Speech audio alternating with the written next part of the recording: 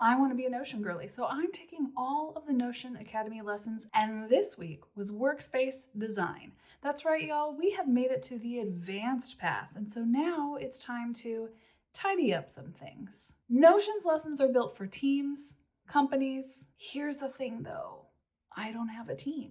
I'm not building a workspace for a department. I am one person who a few months back had their first ever surgery and was completely losing it about what she needed to do, and so I needed to organize myself that way. So I started this because I kept seeing all those cute little Notion dashboards in my feed. You've seen them. All while planning my hysterectomy. Very quickly, my desire for those pretty little dashboards became an actual need for a system. So we're going to use the advanced lessons to clean up that system that I originally created. See, what got me through recovery were those buttons. Whether I was logging medications with one tap or checking things off of my little recovery bingo. It was that little dopamine hit that was a really great distraction to the pain. I built that tracker 6 months ago. It worked for me. It evolved for me. But in the end, a company and a slightly overwhelmed woman want the same thing. Somewhere to put it all. So let's figure that out. I'm letting 2 questions answer where I put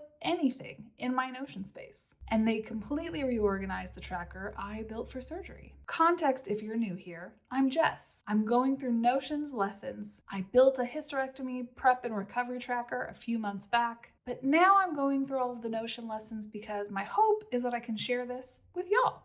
So Notion's workspace design lesson is about how to lay out everything. There are 2 questions you answer to figure out what goes where. The first question is, how often do I actually open this? The lesson asks about a whole company. I ask about me. Is this a page that I'm in every single morning? Or is it something that I'm going to set up once and just never really look at again, unless I need it? The second question is, who needs in here? Solo health tracker? So the answer is nobody, except not really. When my sister came to help me with the surgery, she wanted in so that she could make sure that she was helping me track my progress. But the honest version of that question is, how much do I want to keep carrying in my own head versus how much do I want Notion to do it for me? I had no spare brain and a lot of brain fog. I wanted one page that I could just go to and update and would tell me all the things I needed to know. So how often do I open it versus how much do I want off my plate? Those are the 2 questions that sorted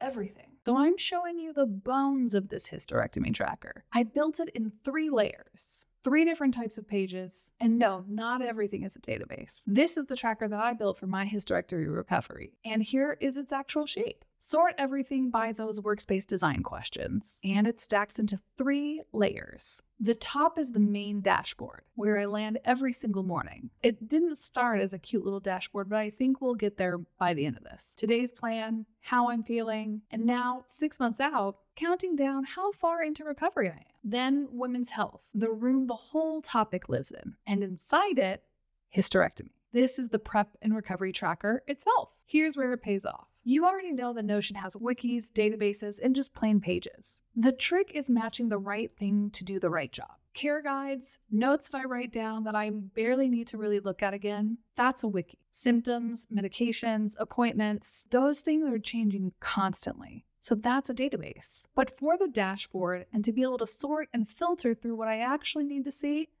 that's where I need the page. 3 layers, 3 formats, and not one of them is picked by accident. I didn't even come up with what goes in this tracker myself. In fact, I asked TikTok, and the women of TikTok showed up.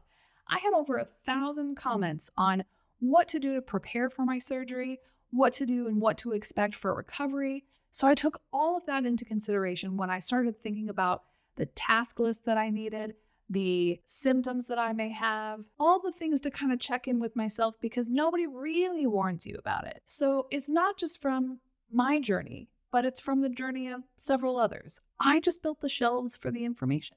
3 layers, 3 formats, 2 questions. That's the whole shape of this. Quick thing before I go. The tracker got me through surgery. It did its job, but I also wanted to hold the rest of my health, not just my first ever surgery and recovery, because there's so much more to women's health that I feel like we don't truly have a space to track. Starting the advanced lessons means circling back to why I got into Notion in the first place. And part of that is getting this hysterectomy tracker rebuilt in a way that I feel comfortable sharing with the internet. That's always been the plan. And through these next few weeks, that'll be the whole direction. So if you want to learn Notion next to somebody who's committed to the whole thing, follow along. We'll be here every week.